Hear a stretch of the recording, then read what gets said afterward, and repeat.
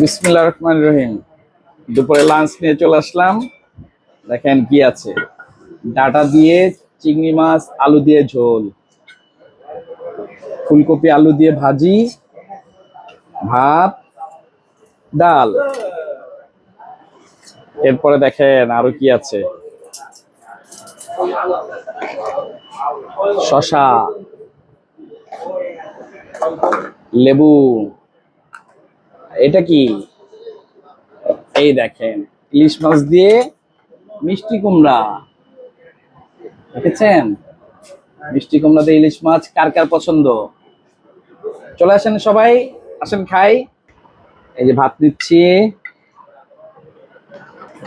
একটু ভাজি নিলাম, মাছ ইলিশ মাছ নিলাম, একটু ঝোল আর মিষ্টি কুমড়া। আল্লাহ হাফেজ।